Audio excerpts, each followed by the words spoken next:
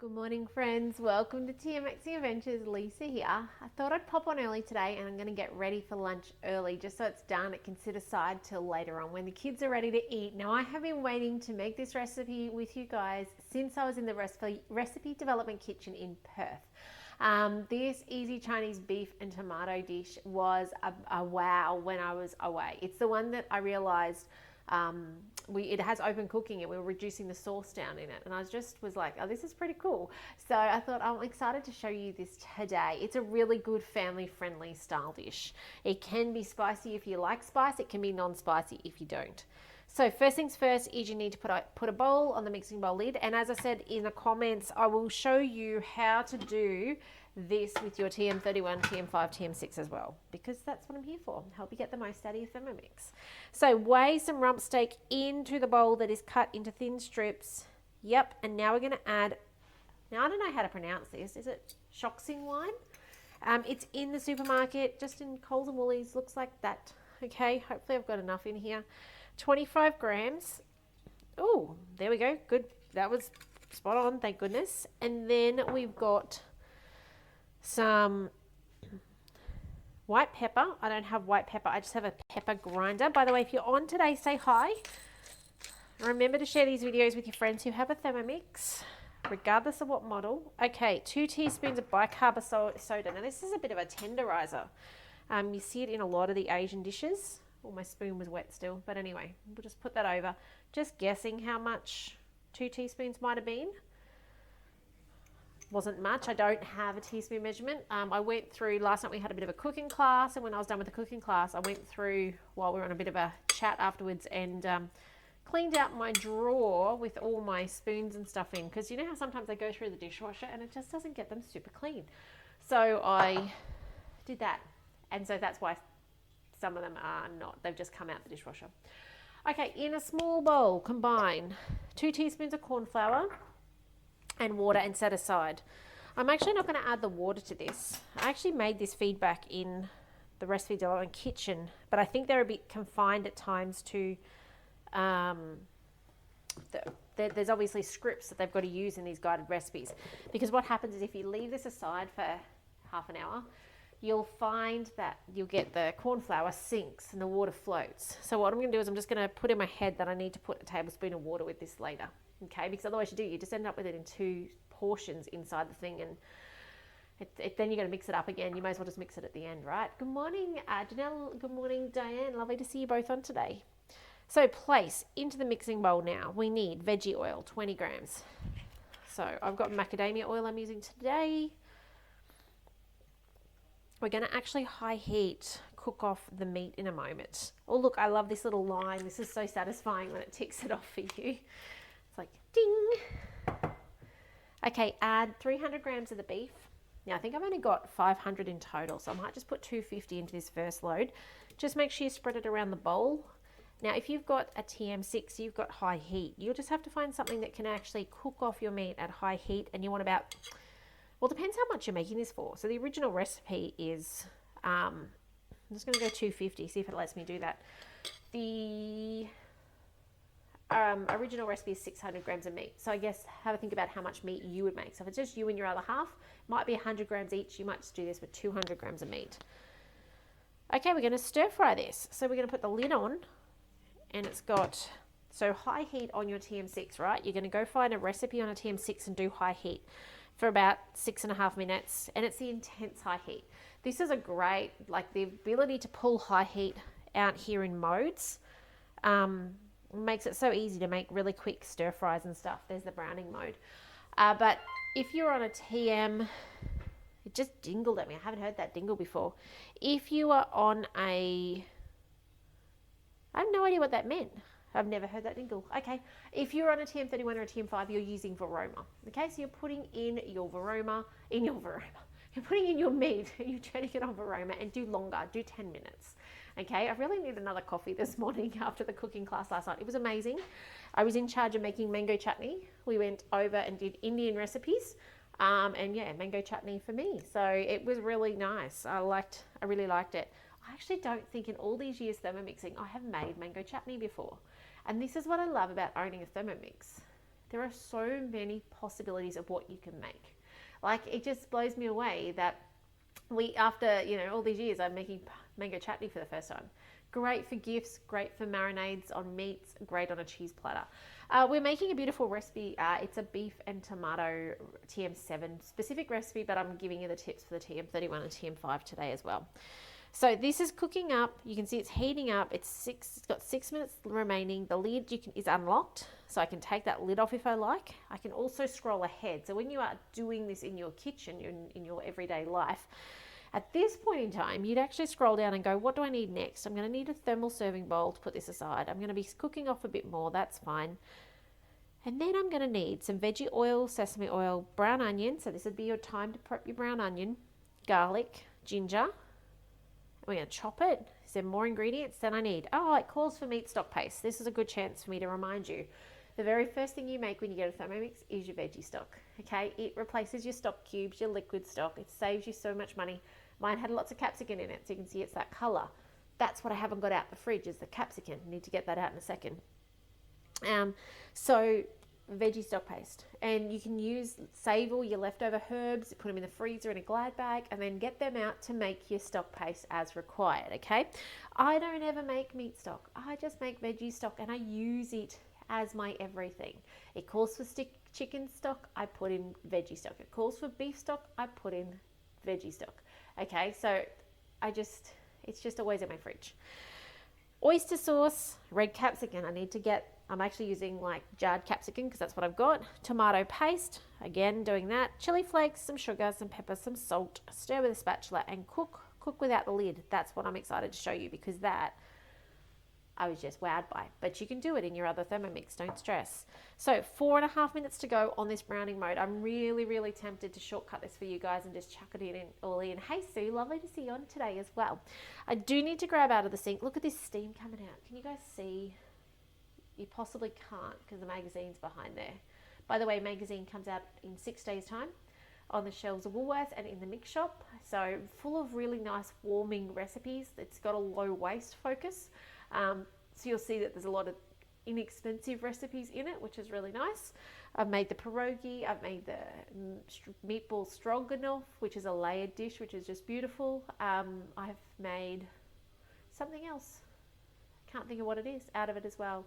There's a beautiful Mongolian recipe that's like a fake away style one. I want to make that. I might do that for dinner tonight, actually. That would be really yummy.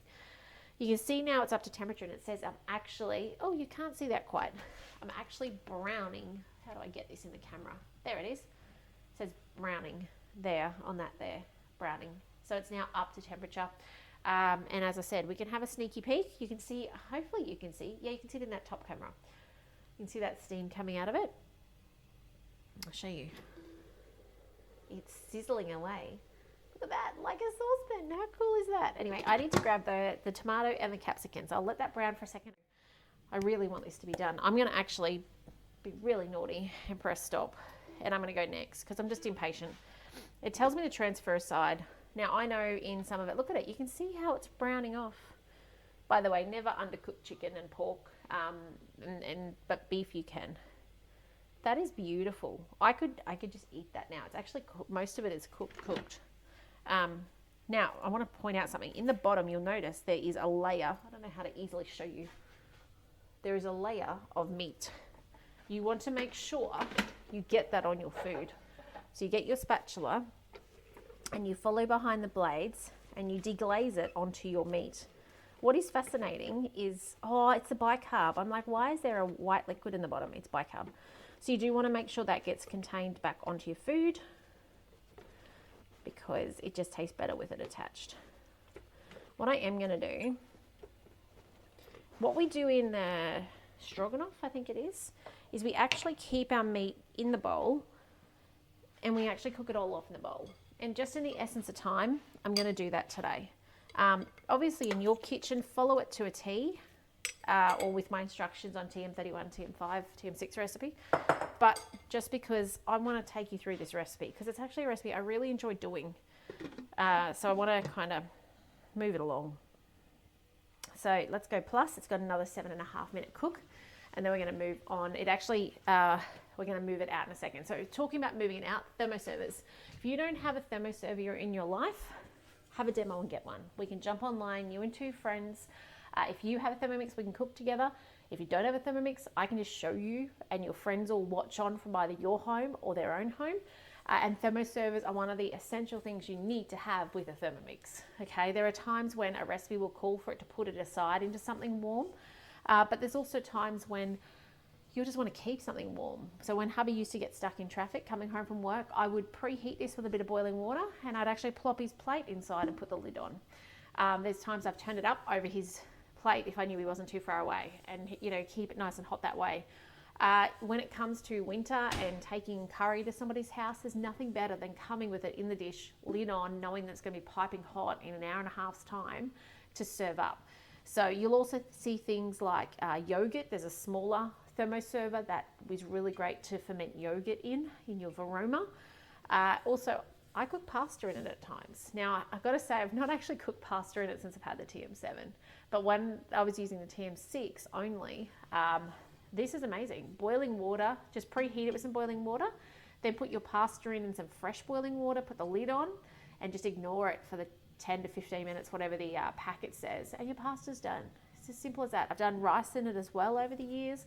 And then, of course, the opposite of the hot stuff is the cold stuff. So being able to take your ice cream to a party and have Freddie Dream in here ready to go cold. You can, so it's not oven safe. It's not microwave safe. It's not, what have I missed? Stove. Don't put it on a stovetop. Please don't. Okay, somebody has. It looks a bit like a saucepan. It doesn't go on a stovetop. It has a pocket of air between the two layers, and that's what insulates it, right? That's what keeps the outside from getting hot or cold, no matter what the contents are inside. But what it is safe for is dishwasher, fridge, freezer. Okay, so you put hot or cold stuff in it, but you do not actually try and make it hot without boiling water inside. Like, you can put boiling water inside, put the lid on, that preheats it, but you do not put it in an oven, do not put it in a microwave, do not put it on a stovetop, okay? But these are an essential part of our Thermomix and how we can get the most out of our Thermomix. So if you haven't got one of these, put it on the to-do list, have a demo, okay? You and two friends, discounted just for hosting, free if somebody is ready to buy a Thermomix. Okay, in my very impatientness, we're gonna pretend this has fully browned off, okay? We're going to press pause. Hopefully it's mostly cooked. The beautiful thing about the thermoserver is it will actually continue cooking in the thermoserver. I'm just actually having a look for the lid for this thermoserver. You can see some of the meat's still pink. I'm not too worried. It's got more cook time in the Thermomix anyway. And you can see that bicarb cooking off. Who is a medium to rare meat person when it comes to beef? Let me know in the chat if you are. I know it's not everybody's cup of tea. I know some people, my father-in-law I'm thinking of at this point in time is a very much, I like it very dead meat person. I think he's the same with his eggs, but we're very much a medium family here. We quite like it medium. Now that meat on the bottom is coming off with my spatula, which is nice. I think it'll just declaze anyway. It's just one bit there I'd like to get out. Stretching. Come here. Alrighty. So we'll pretend that is well and truly browned off, and it would be beautiful if I did. Okay, we're just going to go skip. Transfer, cover, keep warm aside. Here we go. Let's move on to the recipe because this is what I want to show you. 10 grams of oil. In that goes. Thank you for sticking with me through my partial browning step. Sesame oil, 10 grams. If you don't have sesame oil and you want to make this dish, I'm going to tell you, just put more of the other oil in. Some people will not be happy that I did that because sesame oil does have a unique flavor, but honestly, your family probably won't notice. Oh, look at that. It's going to tick it off for me. I love that. Okay, brown onions, in they go. I used to just use olive oil for everything, and that's how I know. Oh, look, it's ticking it off again. I love that. Hello, Kelly. Lovely to see you on as well. I love how it ticks that off. 3 cloves of garlic. Cheating today. Jarred garlic. One day, I'm going to actually, I do have some there. It's just finding the time to, and I know I can use my blade cover peeler to remove the cloves. I just, time poor at the moment. Okay, ginger, 3 teaspoons. So I just have to work out approximately how much, not 3 teaspoons, 3 centimeters, how much that might be. By the way, when you're doing fresh ginger, so this is made without peeling my ginger. The kids just cut it into discs. So literally, so they're little like cucumber rounds, but they're ginger rounds. And then it goes in like that. Make sure it's clean, but you don't need to peel your ginger, okay? Next, by the way, I don't peel garlic if it's going into a soup. Whole clove in. Okay, let's chop this. So 5 seconds, no, 3 seconds, speed 5.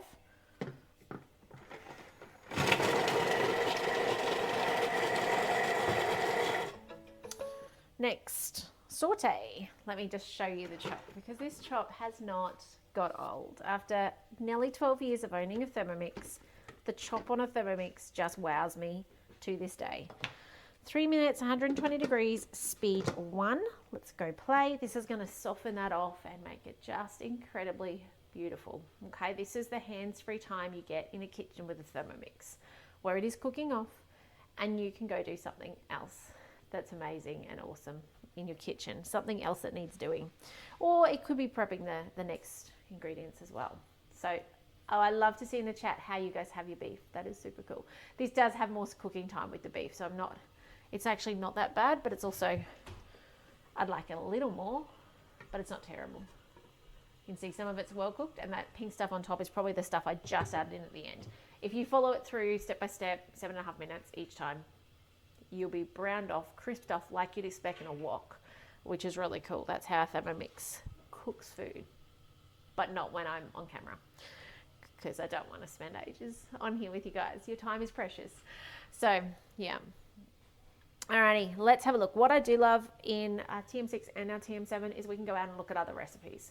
So on the screen of the machine here, you can see the recipe I currently have. A little hot tip for those of you getting your TM7s. If you are out looking at something else, to stay, I'm looking at this recipe, and then I go start, and it says, hey, the maximum number of recipes reached. This is actually something that I've had more queries about than anything else, because people don't realize they've not finished a recipe. It's sitting in the background still.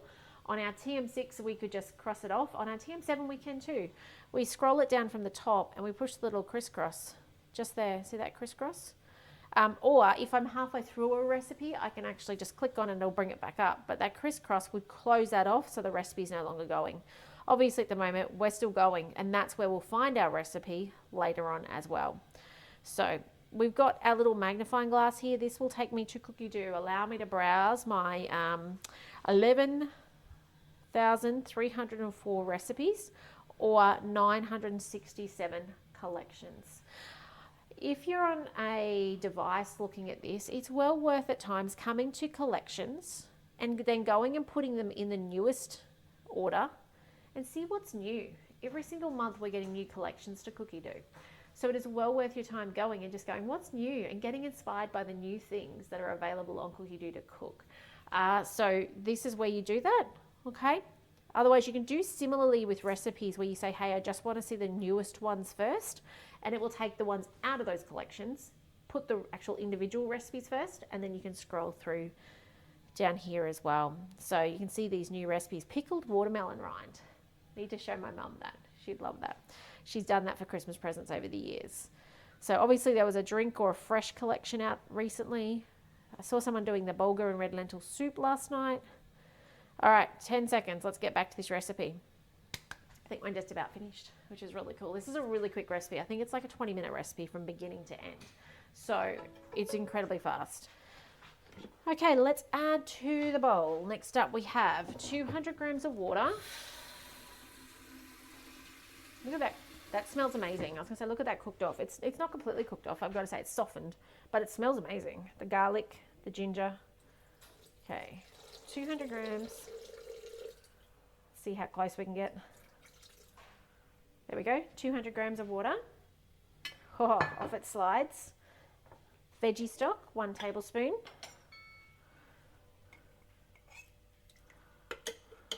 Let none of that go to waste on the spoon.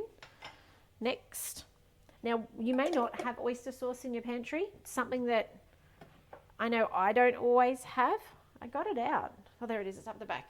It is one of those things, once you do have though, buy a big jar because it's there for eternity, okay?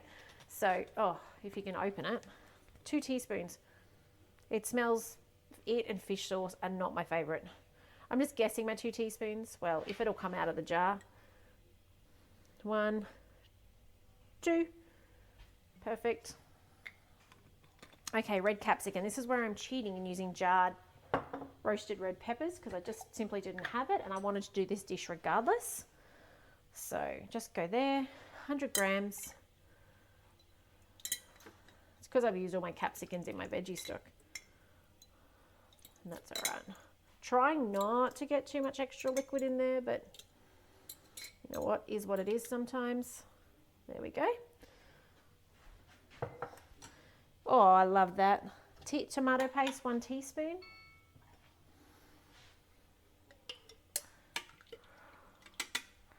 And then we've got some dried chili flakes. You can probably guess I'm leaving that out.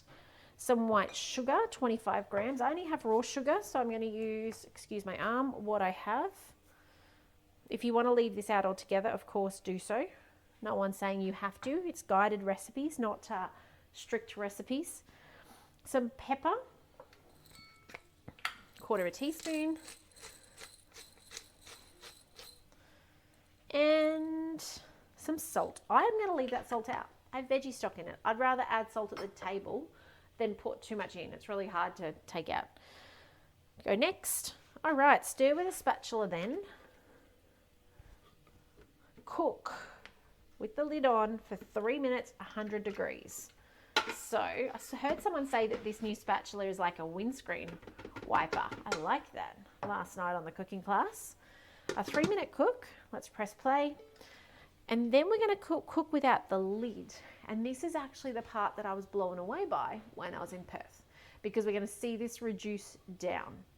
And this is what I love. Now, if you are on a TM31, a TM5 or TM6, this is still possible for you. Okay, and this is why I wanted to show you this video. There are so few recipes that are not going to be something you can make with those models. And they're generally going to be TM31 and TM5, they're going to be high heat and sugar stage, where there's some of them that just won't work because you don't get hot enough. But there's ways that I can, in most of the time, work you around and say, this is how you can do it instead. When I come to this open lid mode, the thing that's different with you is you need to put your simmering basket on top, let the steam out, and cook it for longer. Your 10-minute cook, so my 10-minute cook, will likely be 15 minutes for you to reduce it down to what I'm going to have left, which is a sauce that is thickened because it's reduced out. And that's what we're going for, is a thickened, reduced sauce like you'd expect on gravies and things like that.